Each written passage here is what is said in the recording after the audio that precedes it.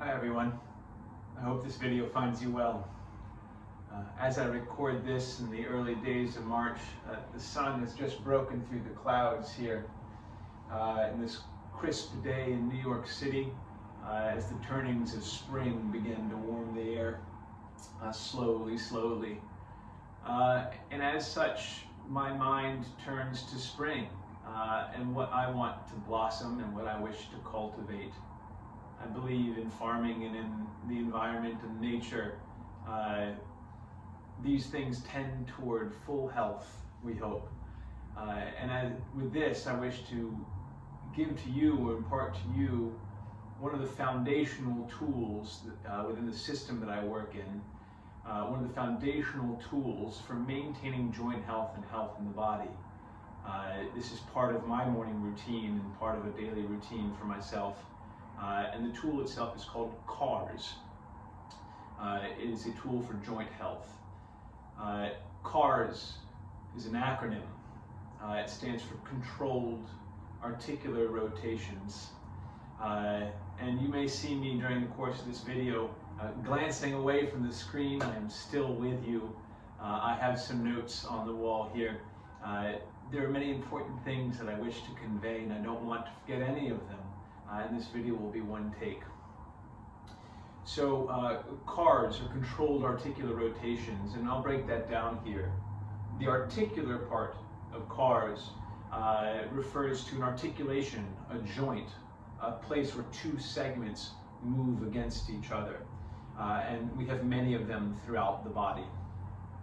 And so there we have part of the definition and the intent behind CARS, which is to get one segment, one part of the joint, to move against the other without anything else moving along with it.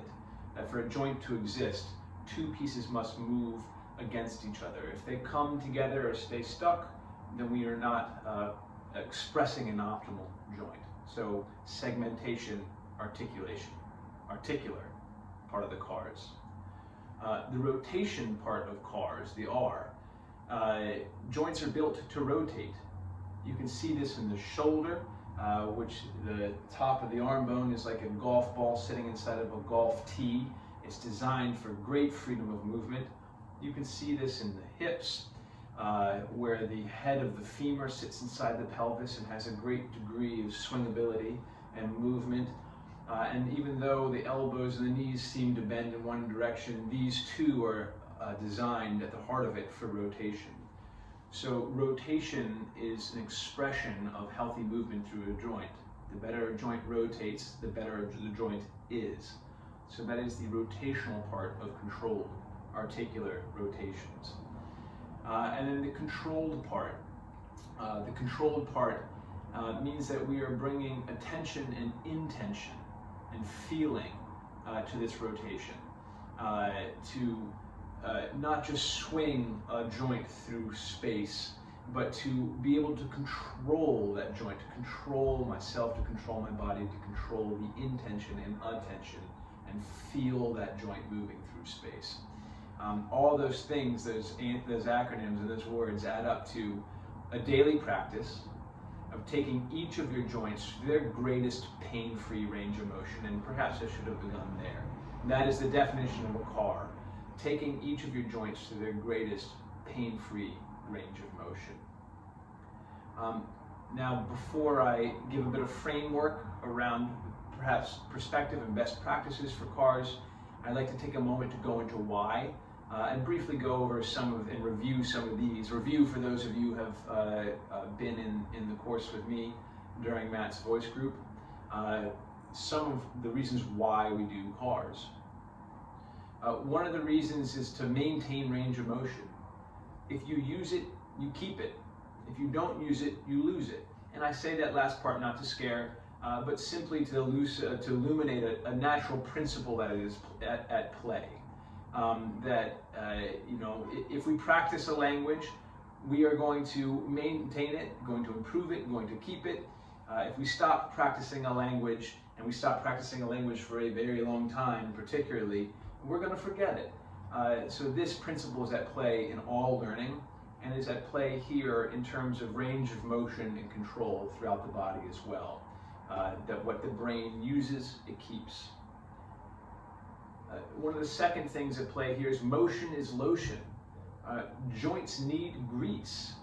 They are not like the muscles. The muscles have the heart pumping nutritious liquid into them through all the arteries, delivering nutrients, delivering lubrication to the muscles. The joints are built a little differently.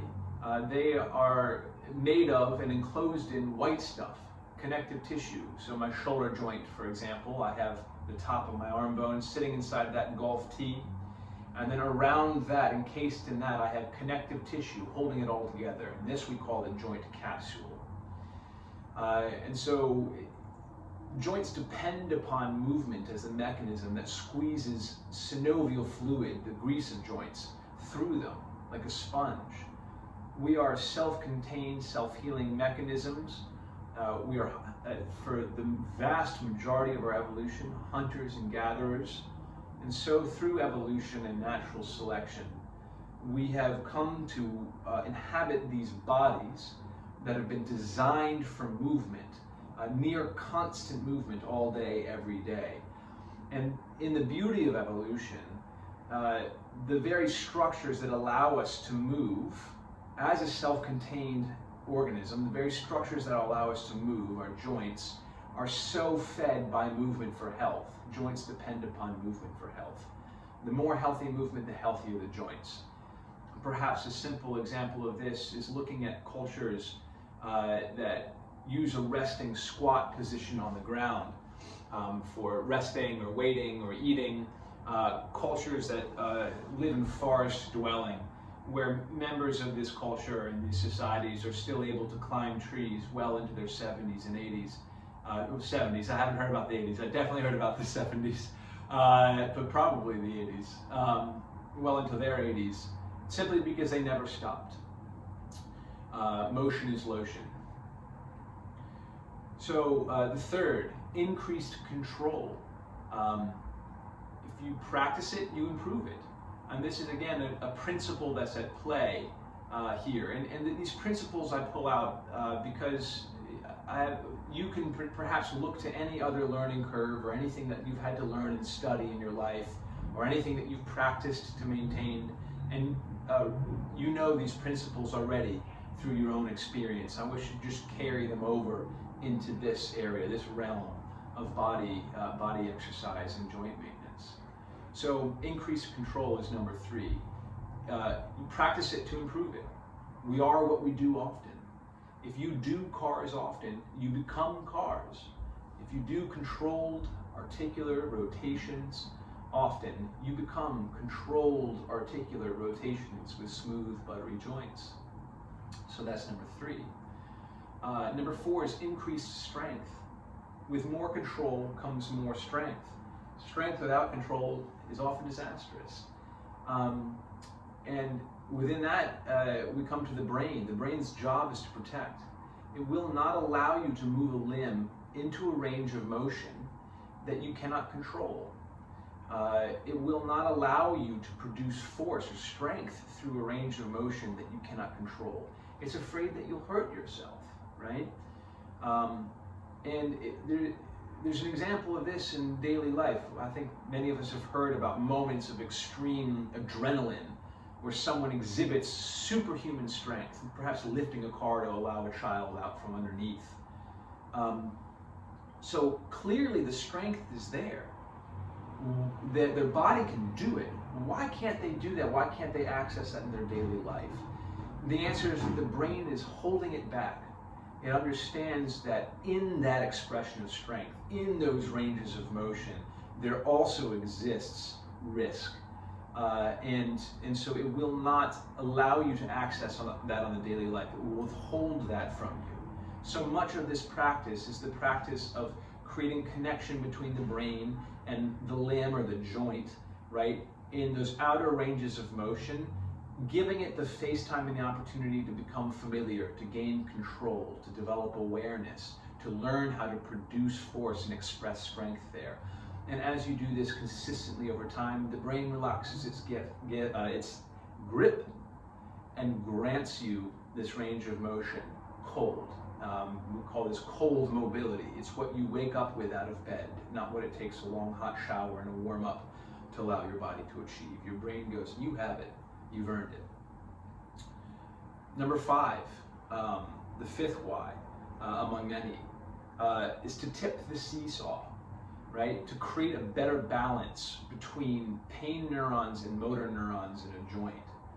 Within that joint, what is being developed and being maintained with the CARS practice is the connection and the quality of connection and the quantity of connections of motor neurons within inside that joint capsule. Deep in that joint capsule and surrounded in embedded in the surrounding connective tissue, you have motor neurons whose job it is to pick up different types of movement, fast, slow, the force, right? And also to send inputs and to send that feedback to the brain, right? Afferent feedback, sensory information that's going to the brain, and also afferent information, E-F-F-E-R-N-T. I think I spelled that right. Sending signals to the motor neurons in that joint capsule, telling it how to move, right? And the more you do your CARS, the more you do your strength work into the joint, the more motor neurons and the higher quality connection you have between the brain and those motor neurons within that joint capsule. What also exists in that joint capsule at all times are pain sensing neurons. These are here to help create a warning system for the brain for a variety of reasons and with a variety of varying degree of sensitivity. These pain sensing neurons are there to alert the brain over potential danger. Perhaps something gets pinched, perhaps the joint finds itself in a position where it is at a disadvantageous leverage, and the brain senses through these pain neurons that there is incoming pain. It knows that it needs to do something to prevent any potential further damage or perceived further damage, or perceived potential for further damage. And so pain neurons have a purpose. What can happen over time, particularly in the absence of nutritious movement within this joint, is that we begin to, through the principle of if you do not use it, you lose it, we begin to lose these motor neurons. The brain will not spend energy upkeeping and maintaining something that it is not using. It is, after all, an efficiency machine. Beyond just protecting, it loves to be lazy. That's its job. So it'll snip and cut the connection over time to anything that's not being used, including these motor neurons in the joint. And so what ends up happening is that we have a decrease in healthy, good quality motor neurons, but we still have all of these pain sensing neurons. Now, particularly in the absence of movement, good nutritious movement, and the presence of pain, the balance will become off, and the brain will begin to also increase the number of pain sensing neurons within this joint because it senses danger.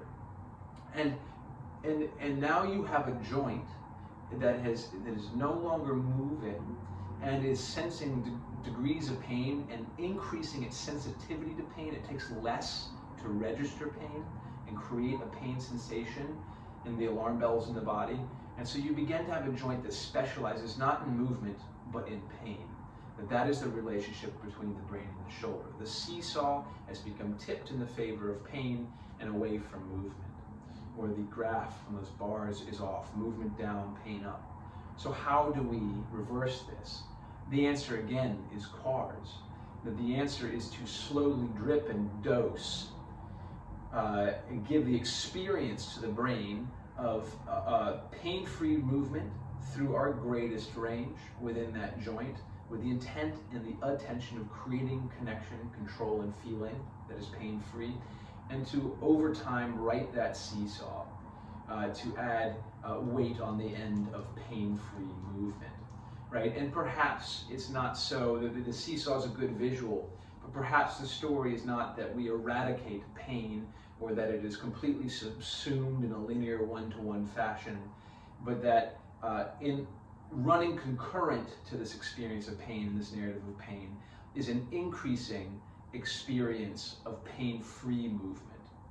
of pain-free movement, so that pain becomes right-sized in my experience, and hopefully over time diminished and decreased, and that I am able to experience pain-free range of motion and control through a greater range of motion. And this does not happen overnight. This is over time. And so what we pay attention to grows, including the problem, including the pain. So let's employ this principle. If I pay attention and prioritize pain-free movement, this too will grow. Progress is a process, not an event. Progress is not linear, right? It has its ups and downs, right? It is not linear.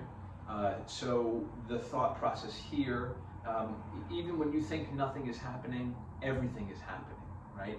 Slowly, slowly, suddenly. That is how progress is made, often in the body and in life.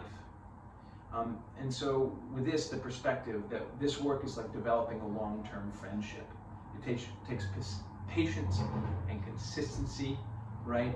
And I would argue that the highest and most the highest form of energy and the most effective, ultimately, I believe, in developing this work is love. That if my shoulder is in pain, that I wish to look at my shoulder and to treat it as I would any friend that is going through a hard time, lovingly, tender, feeding it spoonfuls of soup, right? And in this analogy, that soup are cars, right? And as it gains strength, going and playing with my friend, frolicking in the fields, expressing our health, whatever that looks like, but spoon feeding it back into health. And so love, right? That if I have a good friend that is going through a hard time, I will have a hard time serving them, this good friend, by viewing them as broken and not having faith in their, or seeing them as having the capacity to move beyond what they're currently experiencing. And I wish to be someone who looks at them lovingly and believes in their ability to adapt and get better and move beyond their current pain, or at least strengthen to the point where they're no longer dominated by it. And so this perspective I offer in terms of the potential relationship between my brain, myself, and any other part of my body. So enough of the philosophy for here. What I have attached to this email for you as well is a written out note sheet with some of these pointers if you wish to go back and review that. If you are more of a reading learner than you are an auditory, it comes with some diagrams. So look for that attached to this email as well. So give me a moment to pause. So now I will move into the practice of the cars. So this video is meant to be paused, rewound, and reviewed as needed. What I'm going to do is I'm going to take you through a full body cars routine. I like to do mine in the morning. It pairs well with coffee or tea, whatever your preference is. And once it becomes familiar, going through a few repetitions on each joint in the body takes usually no more than 10 to 20 minutes. A little faster if I only want to do one per joint. Maybe a little longer if I want to luxuriate in it. But 10 to 20 minutes is a reasonable expectation for how long it would take to give some loving to each of the joints in the body. During this demonstration, I'm going to go through a few repetitions on one side. Here I'm pointing to the shoulder. We'll be going through each of the joints, but I'm pointing to the shoulder here. So I'm going to go through a few repetitions on one side, given cueing and pointing out some common compensations to look out for. I'll then go to the other side and go through a few repetitions as a flow with a suggested starting pace. A note on pace, slower is better. As slow as tolerable, and as fast as you can pay attention to the part or to the parts that you are trying to improve. So that's kind of the boundaries. As slow as is tolerable, as fast as you can pay attention, either to the part or to the parts that you are trying to pay attention to and improve. So there's no wrong way to do a CARS. This is practice, right? If this were a language class, I would hope that you would not expect yourself to have mastered that language after the first class, even after the first couple months, even after a year. We claim progress, not perfection here. So what if I may suggest, of course, come to this in any way your brain works and learns best. There's a lot of information I'm going to be throwing out here, which is why I wish for you to be able to pause and rewind this and take in however many pieces you wish to take in at a time. In this first time, and as you learn these, my suggestion is this, that at first, just attempt to understand the general movement path that we are taking a joint in. Just kind of get down the gross movement path, right? A lot of this is kind of rub your belly, pat your head. So just kind of understand the general movement, in this case the shoulder, that we're taking the shoulder in, right? And then maybe pick up a few more of the nuanced pieces that I'm giving in terms of the rotation and some of the cueing, right? So that would be my suggestion of where to start first. After that, once that is no longer occupying so much brain space, my suggestion is to then expand that awareness to the other body parts, right?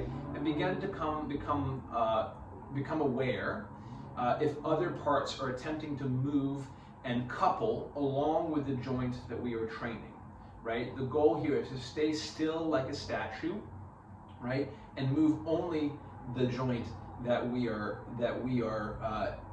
attempting to train, right? Now in life, of course, joints work together, the body moves together.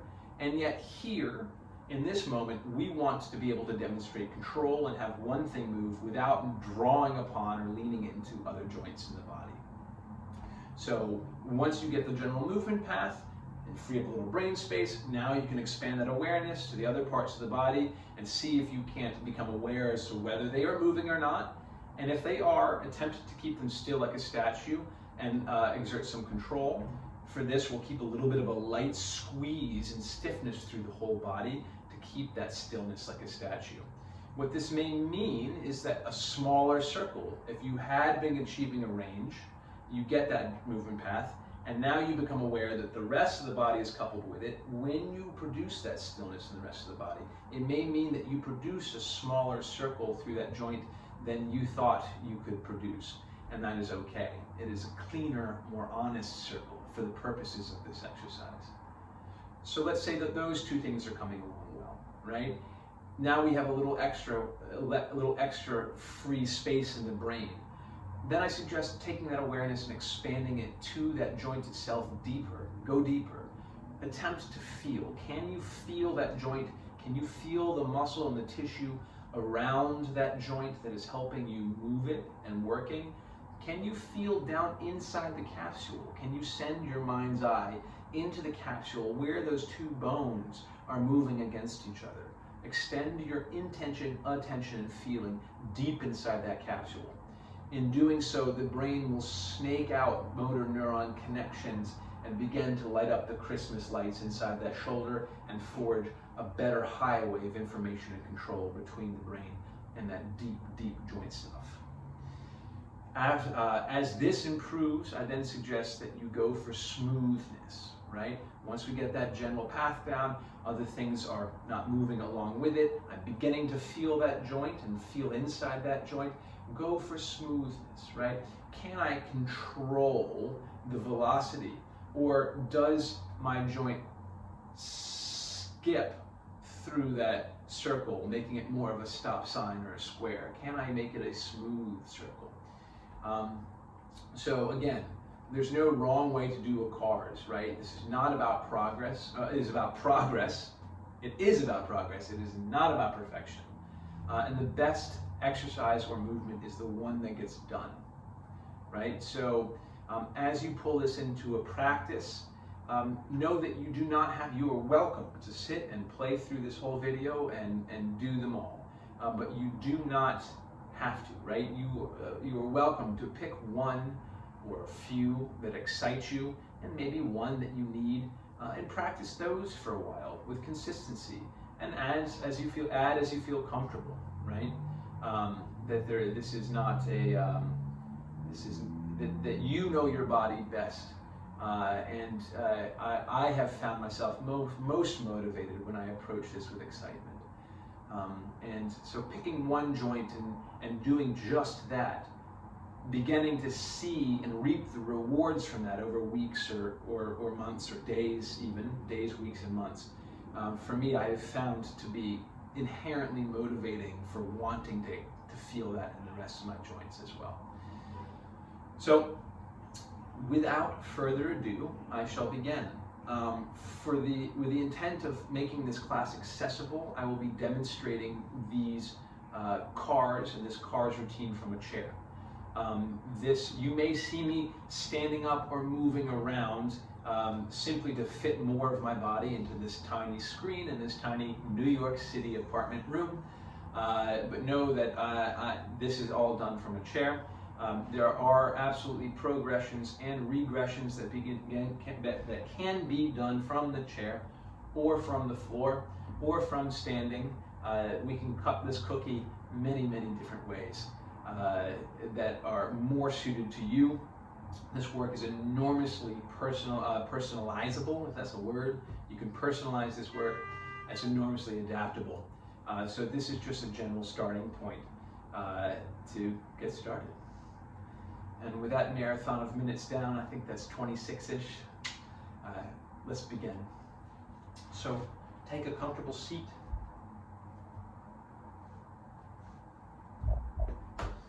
And we'll begin with 3 full breaths, attempting to keep the neck nice and relaxed, filling belly, ribs, up to the collarbones with an easy exhale. Inhale. Filling in through the nose. Exhale, drawing that out. Inhale. Filling. And exhale.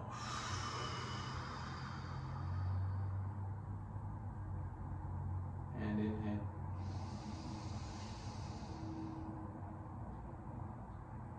And exhale. Good. We'll begin with the shoulders. I'm going to tip you up here just a bit so you can see a bit more of my upper body.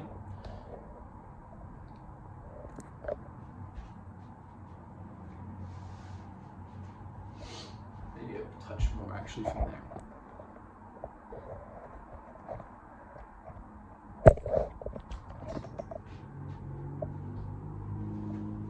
And a little less from there. We'll get this right, folks.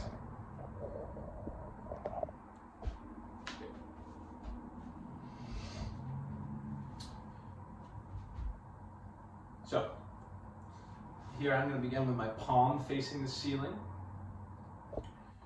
What this looks like is a big circle. I'll show you the big overall movement and then I'll give you the pieces. I'm going to be making a big circle, reaching across my body, reaching overhead, turning through the shoulder, reaching back and behind me, keep still turning through the shoulder, ending with my arm at my side, where I'll then reverse, reaching thumb to ceiling, winding that shoulder open, reaching back overhead, and back across the body. So we have a little bit of everything the shoulder can do, right? So, palm to ceiling. This is a little external rotation for that arm, that shoulder. Reaching across the body, thinking bicep, scrapes chin. And I can't go any higher overhead. Boom, boom, boom. That's my cue. I'll begin to turn through that shoulder, thinking turning through the elbow pit, palm to the wall to my side.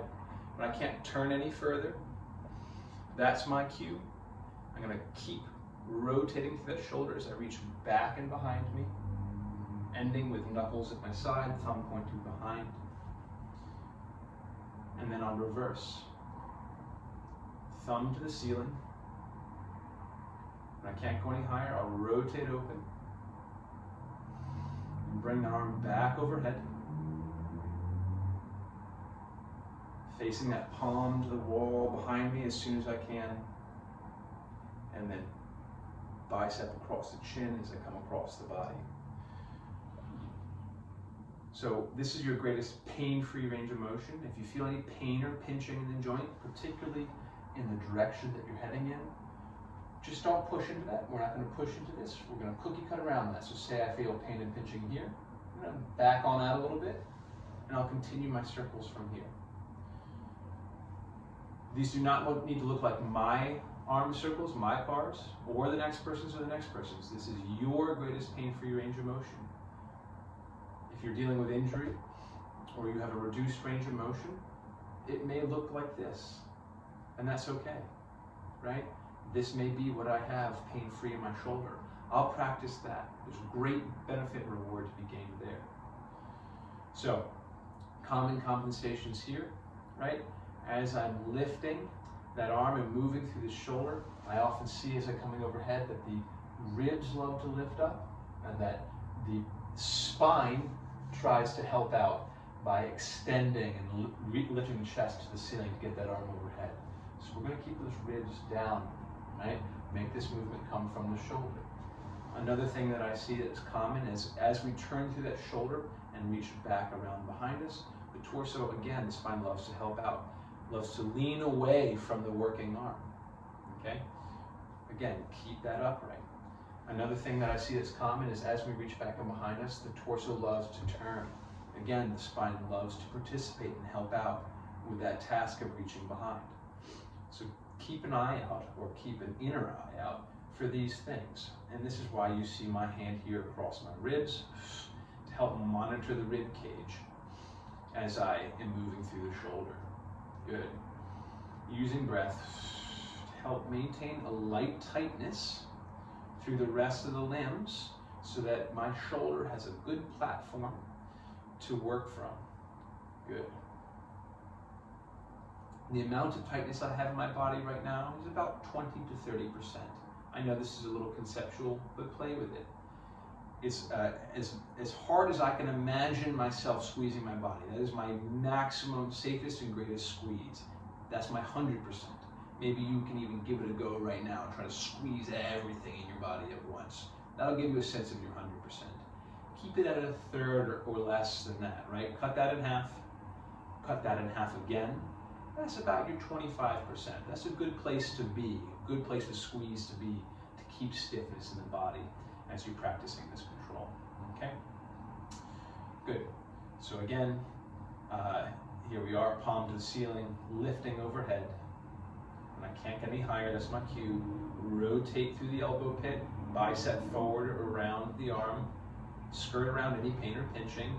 Continue to wring out that dish towel as you reach back and behind you, getting that palm to face the back of the wall, getting that palm to face the ceiling as soon as you can, right? Ending with knuckles at your side, and then reverse. Thumb up to ceiling, rotate open in that shoulder, and then bring that back on overhead. Bicep scrapes chin. Let's go through 3 repetitions, or I'll go through 2 repetitions at a suggested pace on the left-hand side here.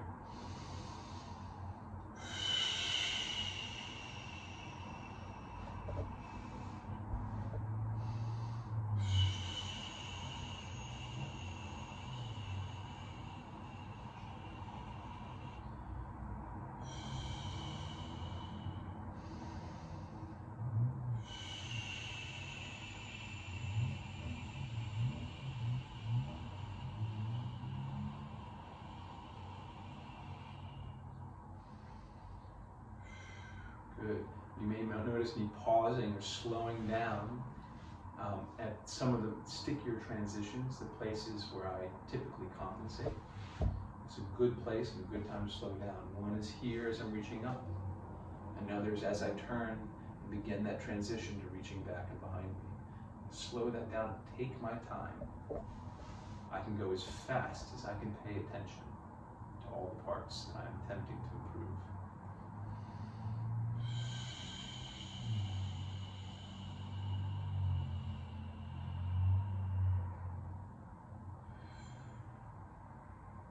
Excellent. Let's go to the shoulder blades. This one's a little conceptual again, because you can't see them, right? So I may feel or think about moving my arm and my shoulder, right? What is doing the work are my shoulder blades back here, the scapula. So just know that the arm is moving, it's the shoulder blades that are the engine. Okay, so here I have my arms at my side, okay? And there are a few different positions that we can do this from. Arms at my side, I can go arms directly in front, I can go hands on my knees, those are just starters. And I'll cue you a bit through each, okay? In the morning, I like to practice both at the same time. To progress them and give them a bit of a challenge, try one at a time. I'll cue you on the right-hand side here first, right? So here, I am keeping my arm pinned to my side, elbows straight, torso still. I'm going to shrug that shoulder up towards my ear. I'm going to reach that shoulder forward, and then slide it down and back. You may see my shoulders drawing a little circle. Reaching it up, my shoulder blade is doing the work. Reaching it forward, sliding it down, sliding it back. Good. And then I'll give a few in reverse. I'll reach forward, lift, that shoulder blade is taking the elevator up my spine. Reaching it back, shoulder blade is attempting to kiss the spine. And then take it down the elevator into the back pocket. Down, good. Compensations that I see here that are often, or as we retract that shoulder blade, the rib cage lifts, the back likes to get involved. Same thing as we depress the shoulder blades or reach them down, the rib cage loves to lift and get involved. Try a few from a different position here, and then we'll give a flow, okay? So here I am. I can think of a train car, on the train, the rail, my fist is gonna stay where it is, my shoulder blade is gonna do the movement. Here I will lift that shoulder blade, reach it forward, slide it down, pull it back. Another compensation that is common here is that the head will come forward. As I pull that shoulder blade back, the head will come forward.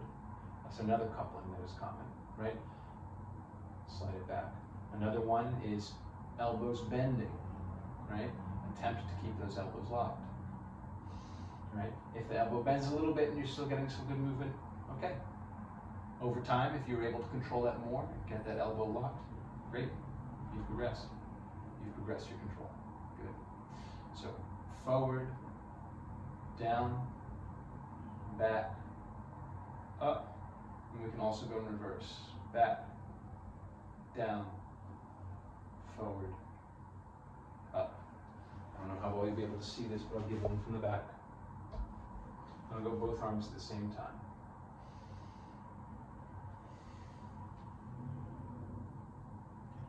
Elevation, reaching up, reaching forward, spreading them away, reaching down the back, and then retracting, pulling them together. Lifting up, forward, down, and back. Good. Reverse, forward, up. Make the shoulder blades kiss, and then slide them down the elevator into the back pocket. Shoulder blades done. Let's move on to elbows. Here, I'll have my hands at my side, right? And I want the biceps to stay pointed forward, elbow pits stay pointed forward. The shoulder loves to become involved by rotating. We want this movement to come from the elbow, not the shoulder. So here I am, palms facing forward, biceps facing forward, palms open or fists, either one. I'm going to bend the elbows like I'm doing a bit of a bicep curl. Good. At the top, I'll rotate those palms forward and press them down. Excellent. Rotating open, lift, rotate forward and down. This is about the pace that I practice. Now reverse, back of palms face the arms, lift, rotate open, and down. Excellent. Common compensations include in rotating that palm here, having it not come from the elbow, having it come from the shoulder instead. That tends to be the common one. Let's move on to wrists. Here I like to use a yoga block or a pillow or a book, something I can rest my forearm on. Alternatively, I can place my forearm in my palm. What we were just doing for the elbow, rotating through the elbow, turning that elbow over, is what we do not want to have happen here. What we were practicing, hold still as we move the wrist instead. So here I have my forearm resting on top of my block or my book. I have my other arm on top of this forearm just to feel and sense whether that forearm is rolling over. Alternatively, I can imagine a hot cup of coffee on my forearm. That'll help me keep it still. I don't want to spill that hot cup of coffee. So let's take that wrist through a bit of what it can do. I have here my fingers spread wide. Reach in towards the pinky. Back of hand reaches for the floor. Sweep towards thumb side, and then pull up through the palm into as much flexion or bending as I can. In towards pinky side, towards the floor, towards thumb side, and up. And I can keep this real easy on the wrist. I can also put more squeeze through the body and through the arm and through the wrist, as if I had my hands submerged in quicksand or mud, and I was attempting to stir it with an open palm.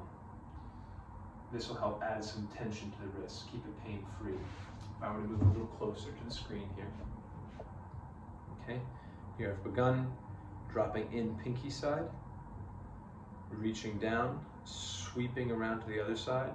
This is a point that's very common to have that forearm turn over. I'm going to keep it as still as I can, thinking about that hot cup of coffee as I reach through the fingers, spreading them, right?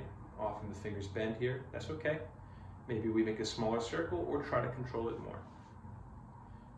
And then reverse, towards thumb side, knuckles towards the floor, toward pinky side, back out towards the top, and open.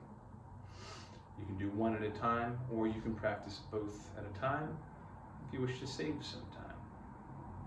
Excellent. Good. Let's go to the spine and to the neck.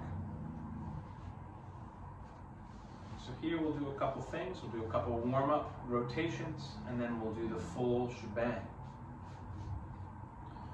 So for the spine, here I have a block. You could use a pillow as well. I'm holding this to my chest and giving it a nice hug, and I'm going to stack the elbows here. I'm giving it a nice hug so I can take my shoulder blades, take them out of the picture, right? And just leave the spine to do the work. And I'm actually going to put my hair up here so you can see my neck and the rest of me.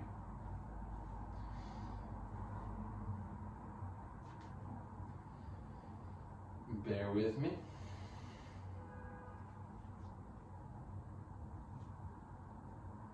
Good.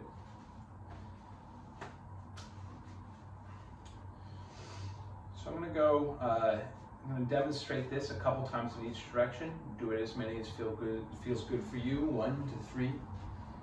What I'm going to be doing is curling through the back and straightening. I'm going to be thinking about doing this one vertebrae at a time, right? That we are doing the wave with the spine, trying to move one vertebrae at a time. And so if I were sitting with my back against a wall, with my tailbone and my low back pressed against a wall and my mid back pressed against a wall, as I come into flexion, into rounding, I'm going to think about peeling my spine off that wall 1 inch at a time, one vertebrae at a time.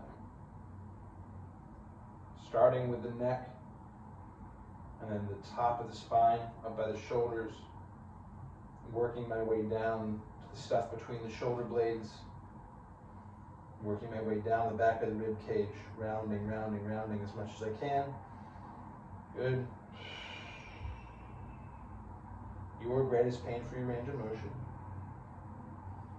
A little bit of squeeze in the legs here, a little bit of squeeze in the butt. And then back on up in reverse. I'm going to think about laying my spine back on that wall 1 inch at a time. I can think about crinkling my t-shirt 1 inch at a time. Back to fully tall, and then reverse. Peel the spine off the wall, 1 vertebrae at a time.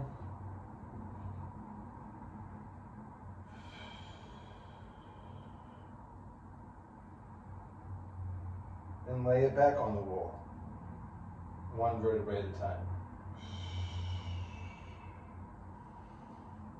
Good. Let's go for a little rotation. I'm going to rotate towards one side, turning my chest towards the wall to my right, your right, and chest towards the wall to your left. Exhaling in head range. Here I have my feet and my thighs a little wide to help keep my pelvis stable.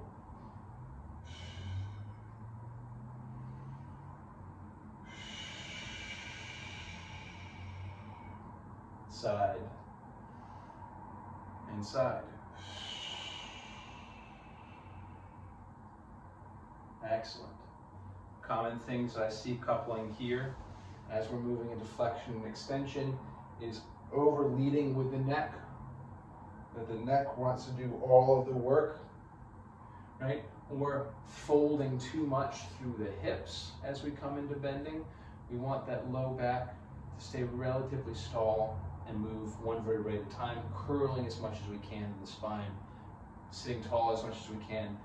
You can imagine leaning backwards over your chair, thinking of finding a stretch through the front of that sternum as we sit tall, as we come to rounding, creating a bowing sensation of stretch down the spine. In rotation, things I see the belt buckle follow along too much as we rotate. The legs are going to slide around. We want to keep the legs and the pelvis relatively fixed. Think about rotating through the upper body and the shoulders here. Let's put all this together. This one's a little more conceptual. It can take some practice. Keep chipping away at it. There's no right or wrong way to do a CARS. Just know that we're trying to get a little bit of everything that the spine can do in this one. And if you are exploring your outer ranges of motion for the spine, we're in a good place. So, the image I like to think of is a laser pointer shining out of my sternum. I'm going to take that, if I had that laser pointer, I'm going to point it at the ground, and I'm going to try to draw the biggest circle I can around the room, across the floor, up the wall, across the ceiling, down the wall, back across the floor, and in reverse, without other parts of the body like the legs coming along for the ride, okay? So here I have my pillow hugged to my chest. If you don't have a pillow now, you can also just stack your elbows and hug your shoulders or hug your chest, anything to just keep the arms out of the mix. I'll begin with what we just did, a little bit of flexion, curling, peeling the spine off of the wall, the imaginary wall behind me. When I can't curl any further, I'll rotate. Here's my laser pointer. I'm sweeping it across the floor, starting to get it over to the corner of the room where the floor and the wall meet. Good. I'm going to dip my shoulder, your right shoulder here towards your left, towards your right hip. Dip that down, seeking out a stretch in the left ribs. And then I'll sweep that laser pointer up the wall as I come tall in the spine. Slide the chest across the ceiling, slide that laser pointer across the ceiling to the other side. Drop left shoulder to the floor, find a stretch through the right ribs. Slide that laser pointer down the wall, point it at the corner where the wall and the floor meet. And then slide it across the floor, back to center. Sit on tall. And repeat. Curl on down, one vertebrae at a time. Slide that laser pointer, that flashlight that's shining out of your chest, out of your sternum. Slide that flashlight, that beam, that laser pointer across the floor to the corner where the wall and the floor meet. Drop your left shoulder here for the floor, find a stretch in the right ribs, and then slide that laser pointer up the wall, picture it, up the wall to the corner where the wall and the ceiling meet, across the ceiling, sweep that laser pointer across the ceiling. I'll show you as I am here. Good. Rotate all the way to the other side. Drop that right shoulder for the floor, find a stretch in the left ribs. Take that laser pointer down the wall to the corner where the floor and the wall meet, and then curl forward here. Sweep that laser pointer across the floor, back to center. That is one in each direction. You could do 2, 3 if they still feel good. So that is the spine. Let's do the same thing for the neck. I'm coming your way. Little chair race. Great. So, for the neck, we'll do the same warm-up, right? I'll have you curl through the neck. Down. And then unfurl through the neck. Up. Thinking one vertebrae at a time. I'm pulling my chin towards my throat. I'm curling one vertebrae at a time, or doing my best. My neck is sticky. Curling on down, chin to chest. Pain-free. And then unfurling back up, chin to ceiling. Good. If I feel any pain or pinching back here, I'm not going to push into it, right? We'll stop shy of that. Go a couple side to side. Reaching chin over your right shoulder. Reaching chin over your left shoulder. Excellent. Chin over right shoulder. Chin over left shoulder. Seeking a stretch on this side, feeling these muscles work. Good.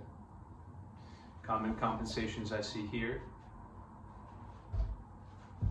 As I lift through the chin, the rest of the ribs and the rest of the back come along with me.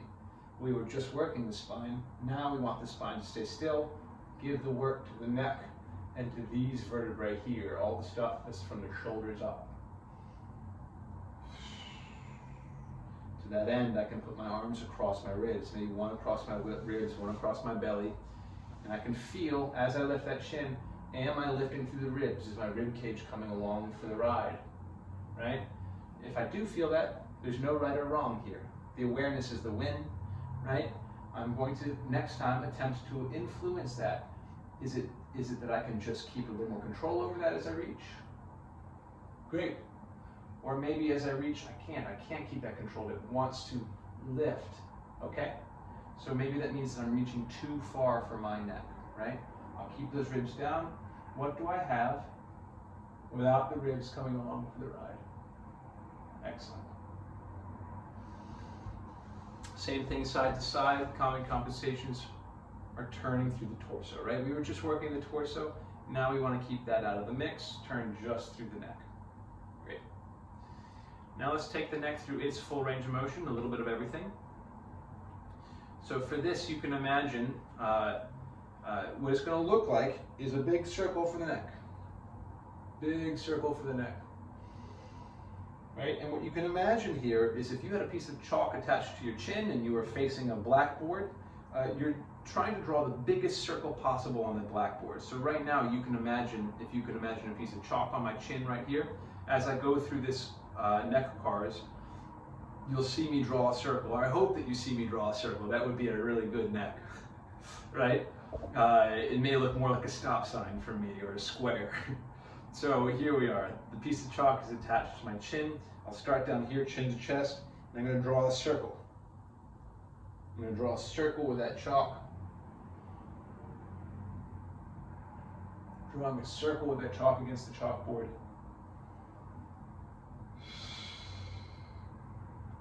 Good. Other cues and things you can think about as you gain nuance, chin to chest. I'll start by turning to my right or to your right. I'm going to trace the collarbone with my chin as I turn. It's rotation. I'll drop the right ear towards the shoulder. It's a little lateral bending for the neck. Then I'll turn the eyes and the gaze up towards the ceiling, turning the chin up towards the ceiling as well. It's a little extension in the neck. Good. I'll sweep that gaze and sweep that chin across the ceiling, rotating to the other side. I'll drop the left ear down towards the shoulder, another little lateral bend. And then I'll bring the chin to the top of the collarbone, rotating and flexing the neck forward to bring the chin to the top of the collarbone. And then I'll trace that collarbone back to center, rotating. Good. And then I'll head the other way. Same deal. Trace the collarbone, ear to shoulder, turn eyes and chin to ceiling, sweep eyes and gaze across the ceiling, turn to greet the other side, bringing ear down to shoulder, chin down to collarbone, fold forward to the neck, and then trace that collarbone back to center. Great. If all you were to think of is that circle with the chalk, you would be getting all of those pieces in. Common compensations, right? Again, the same, having the ribs come along for the ride, having the shoulders and the torso rotate, and following the lead of the neck. To that end, you can keep your arms here across your ribs, or press the hands down into the knees to create a little bit of tension through the torso and help give some feedback as to whether the neck is bringing anything else along for the ride. And this is a good one. Hands with straight arms down into knees to help get a little bit of tension for the lower body. If you have a chair that gives you some freedom for the arms to the side, you can also reach the arms for the ground, pulling the shoulders away from the ears. That should help clear up some space, particularly if you're getting a little bit of pain and pinching or tenderness in the neck. Try reaching for the ground and see if that clears up a little space there for you for the neck. So we are done with the upper body checklist. Way to go. Oh, last compensation for the neck. Mouth closed, breathing through the nose, right? Often that mouth will want to open as we're reaching the chin to the ceiling. Now we're done with the upper body checklist. So we're going to move on to the lower body. We're going to start with the toes and with the ankles and work our way up. Know that we can get, that there are some setups lying on the ground or standing up that can really progress what the range of motion that we are able to practice for the hips, right? The hips can express, have the potential to express a great deal greater range of motion than we are about to practice in the chair. And also for the purposes of today's class, all of this will be done from the chair for the accessibility and the portability of it all. Some of these can even be done, they can be done anywhere, any place that you are sitting. You can do these here. So let me bring you down for a moment. I'm going to adjust you. Let's see if we can get a better view of the legs. Excellent. Thanks for coming along for the ride.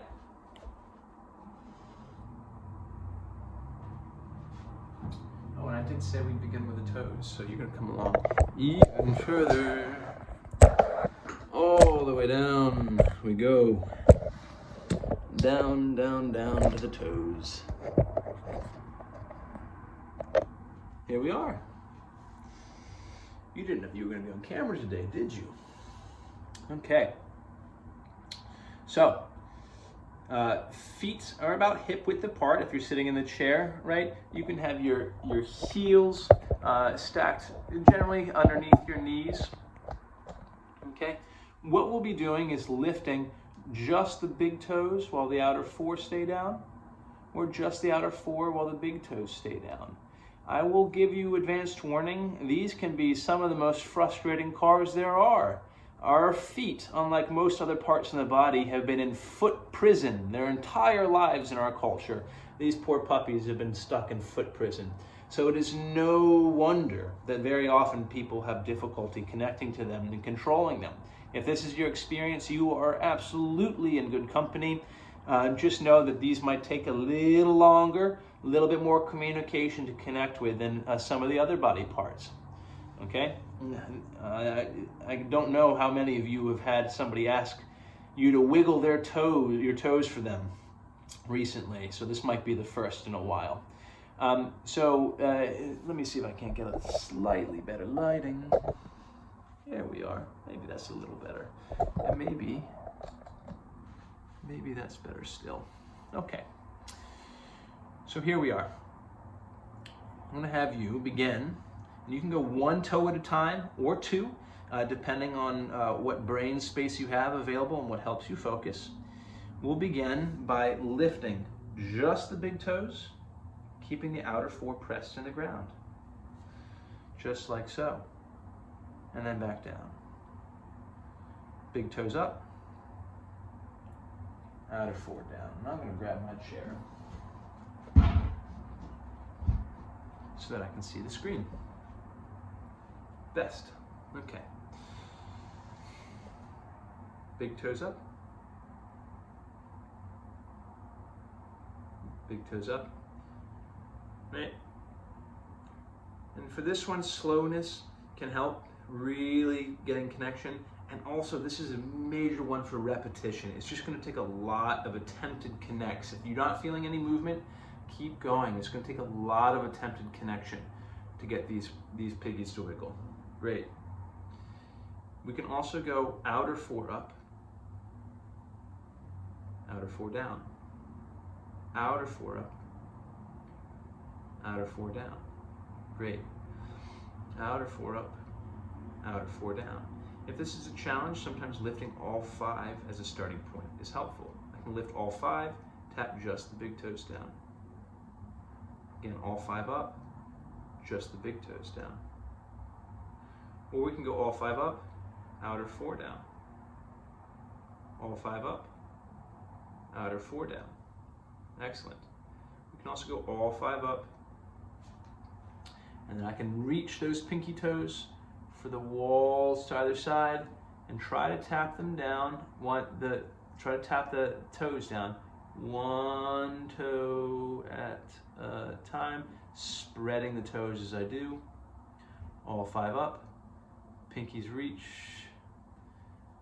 Okay, come with me.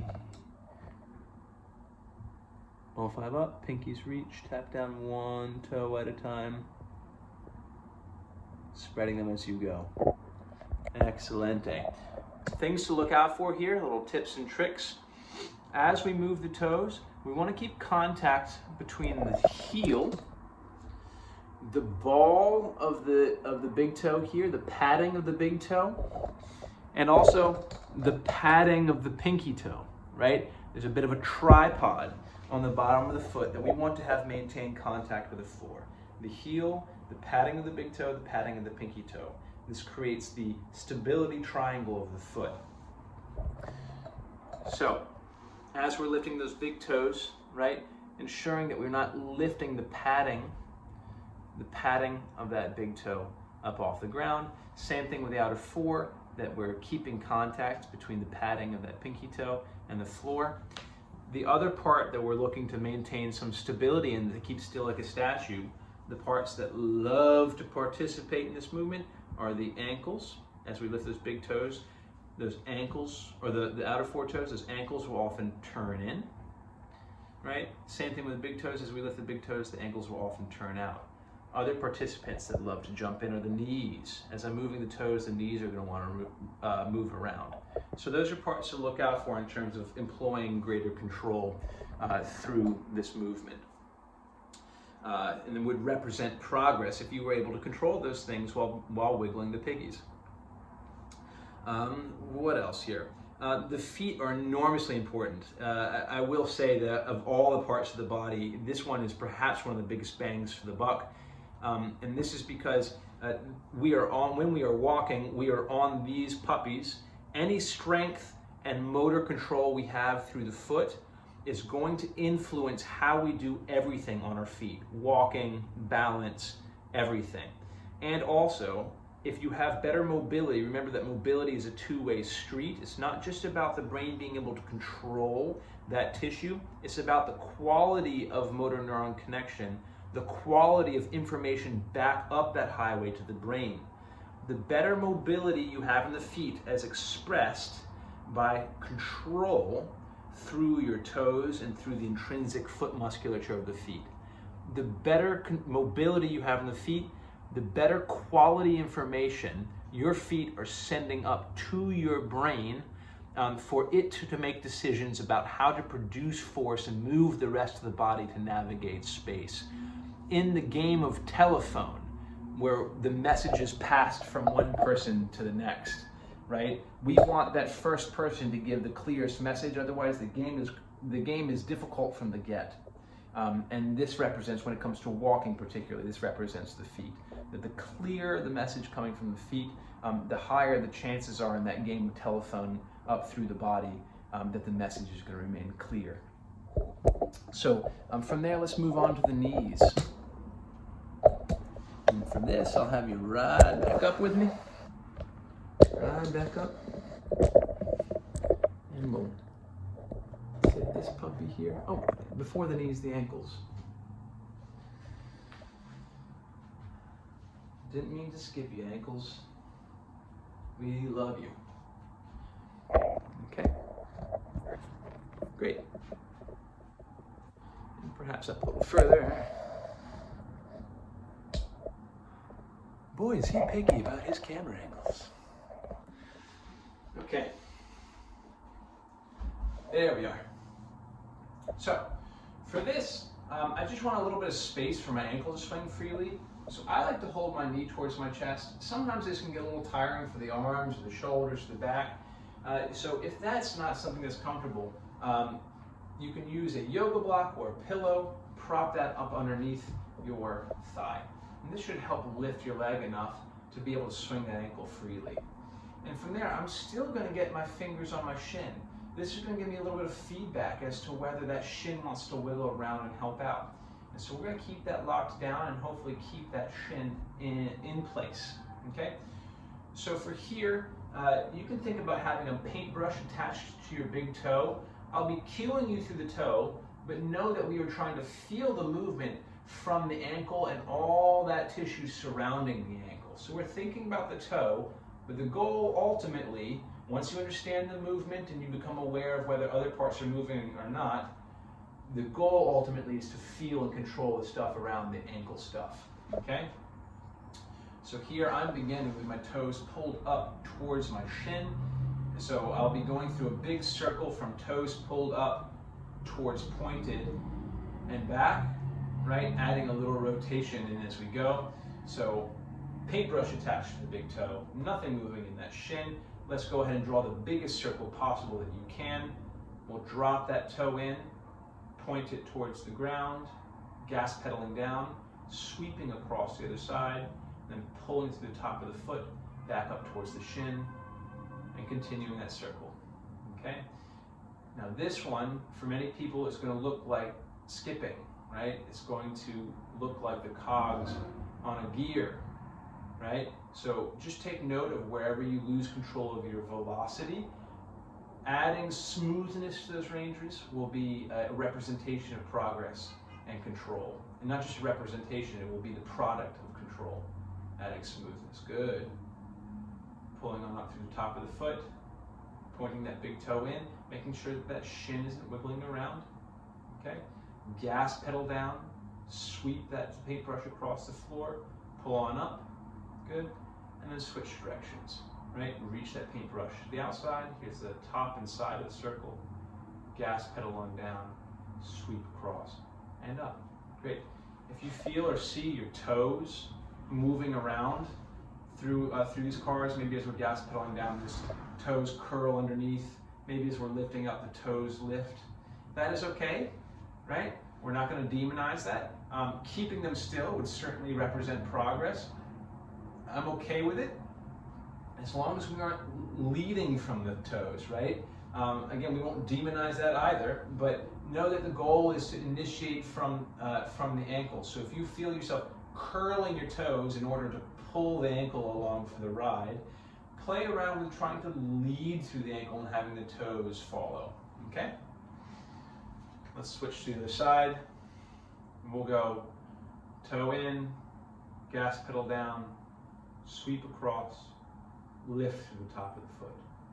Toe in, gas pedal down, sweep across the bottom, up to the top and switch directions. Pinky toe reaches, gas pedal down, sweep to the inside, lift through the top of the foot, reach that toe to the outside, gas pedal down, sweep to the inside, and pull on up. Excellent. Let's go to the knees. So for the knee, this is a little conceptual, and that's okay. For the knee, I'm going to keep my toes pulled up towards the shin just to keep the ankle out of the mix. And get my hands on my thigh, right? This is going to give me some feedback as to whether that hip wants to get involved, okay? What I'm attempting to do is take this shin bone, if you can reach down and maybe feel the blade of the shin, find that. If you had a laser pointer or a headlight, a flashlight shining out of that shin bone, I'm attempting to get that flashlight to sweep side to side in the room without anything else coming along for the ride, okay? And I know that we're cueing through the shin, right? You might see your foot moving and rotating. What we are attempting to feel over time is the stuff inside the knee, even the behind the knee stuff that is doing this work, that it is the musculature here around the knee that is working to rotate that shin from side to side, okay? So here, hands on the thighs, even maybe one hand down here on the shin to feel it. And you can use your hands to try to coax some external rotation of that shin, right? Good. And then we'll come back the other way. Use your hand to try to coax some internal rotation of that shin. Excellent. Okay? You can think of rolling over the edge, the ridge, the rim of the heel. External rotation. Excellent. Internal rotation. Excellente. Right? Alternately, you can keep your foot on the ground and maybe get that heel a little bit underneath the knee. Keep that foot on the ground, and we're going to pivot over the heel so the heel stays stationary. Right?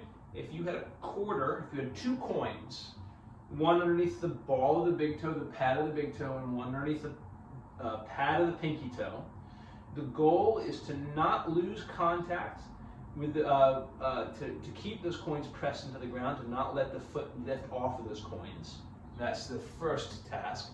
The second task is to slide those coins as far as you can across the floor without letting that foot lift off of the coin, right?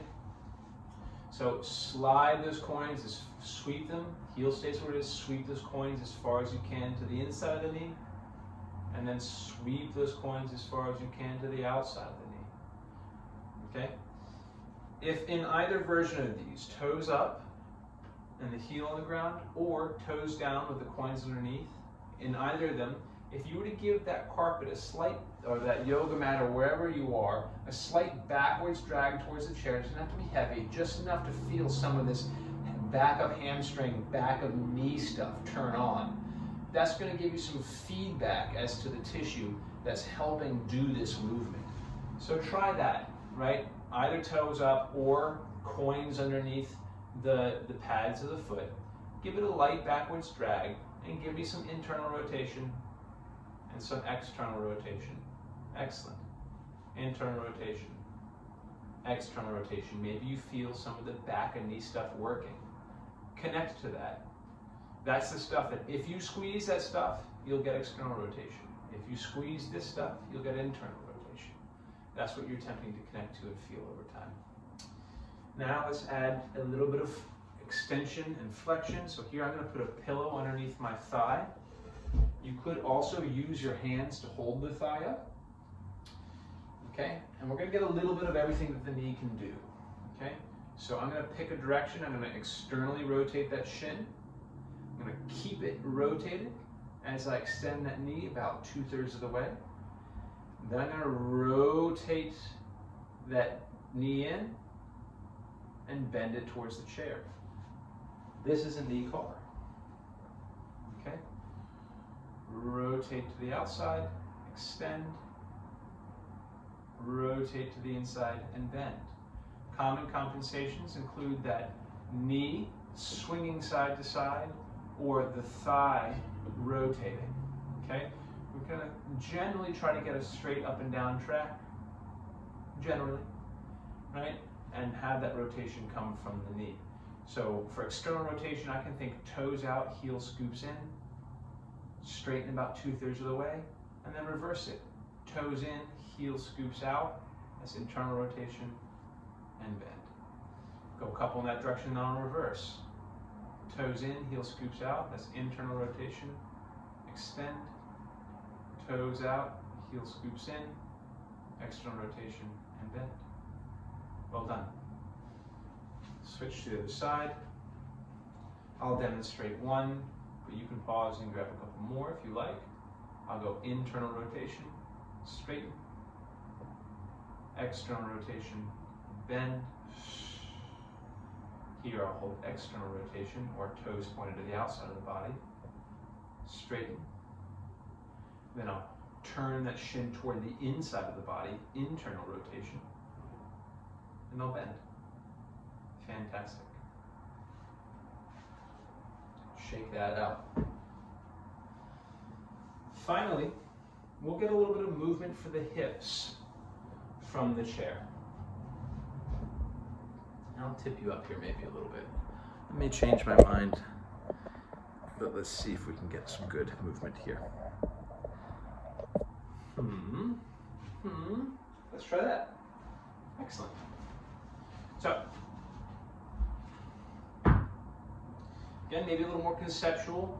What you'll see moving is the shin and the foot. What's doing the movement is the stuff around that hip socket, right? Where the femur sits inside of this pelvis here, right? Where the femur sits inside this leg bone and the head of that leg bone, where it sits inside the pelvis, we're attempting to rotate that femur to the outside of the body, external rotation, and to the inside of the body, internal rotation. We're attempting to rotate from this socket and feel the around the hip stuff, the side of butt stuff, the inside of groin stuff, squeezing. So I like to use a block. If you don't have a block, you can use some pillows. If you don't have pillows, you can use 2 fists. If you don't have anything like that that works, you can go free form. It just might be a little more difficult to control and learn at first, and that's okay. So here I'll use my block. What I'm going to do is I'm going to take this foot here, your right foot, my left foot. I'm going to slide that on back, okay? And then this side here, I'm going to lift up just enough to be able to move the foot freely, okay? If I have a chair that I can grab onto, I'm going to grab onto the sides of that chair. I'm going to hold on to something to help keep my body nice and stiff, right? To help give me some squeeze in the rest of the body and allow that hip to do its work without taking anything else along for the ride. Namely, in this case, usually the pelvis or the spine and the rest of the torso it loves to rock and roll around. So again, right foot tucked back a little bit underneath the chair, just to give it some clearance for the front foot leg, the working leg, to move past it. Take a breath into the belly. I'm going to begin with a little internal rotation. I'm going to think of lifting that heel to the wall, right? Spinning that thigh to the inside of the body. I'm going to feel some side of butt stuff, maybe even some front of hip stuff working. It's okay if it feels like a cramping tissue, right? What we don't want to feel is any pain or pinching, right? We won't push into pain or pinching. Cramping is okay, right?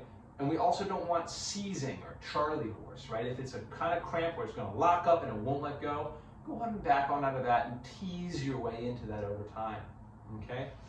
So here we are, lifting, and then we'll head the other way. External rotation. Thinking, can I serve myself some tea on the inside of that heel? Can I get myself some tea there? And I'll feel some inside of groin stuff working. Good.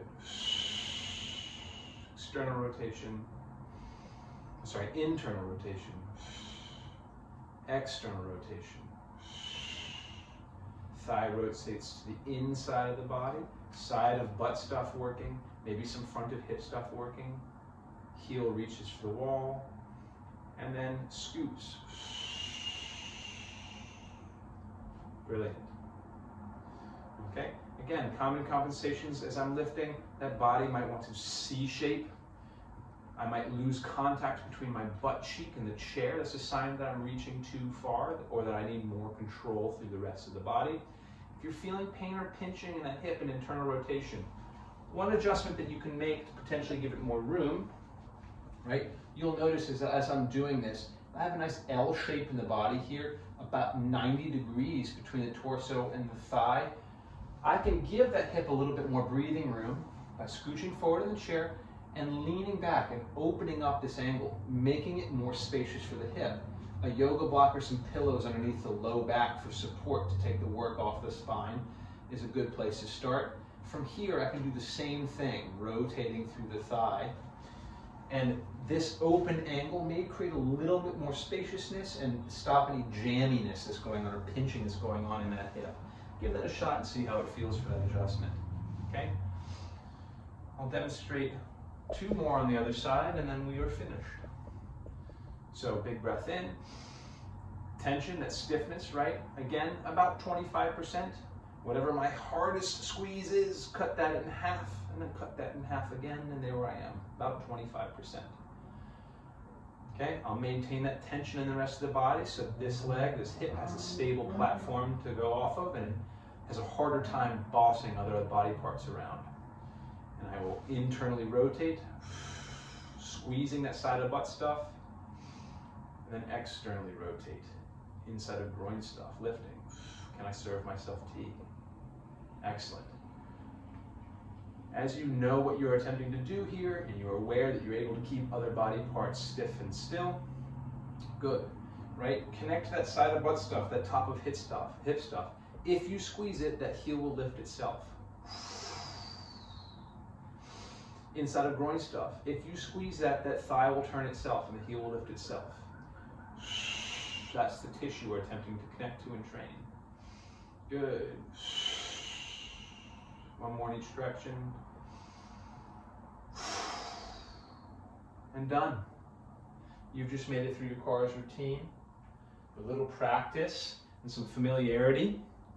Again, going through a couple repetitions, 2 or 3 repetitions for each joint in the body. Should only take about 10 to 20 minutes, depending on how deliciously slow you would like to go. Come on, camera stand.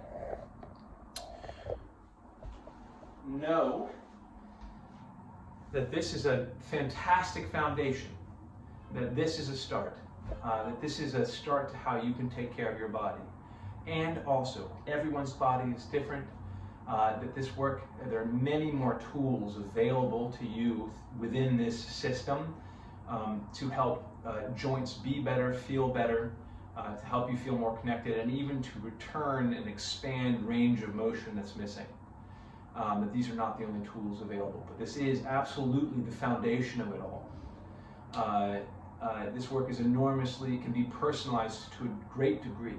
No 2 people's shoulders are the same. So each person's shoulder work looks very different. Same principles, different setups, different work. If you have any questions, feel free to reach out to myself. There are also many people that work within my system that are ready and available to help you. But don't hesitate to reach out. Know that I'm a resource and a touch point for your journey here as you explore. That you are the experts on yourselves. You have been in your bodies far longer than I have. Listen to them. Dose this work in as is tolerable. Know that it takes time to make progress. that it can feel like nothing is happening, and then suddenly everything can happen at once.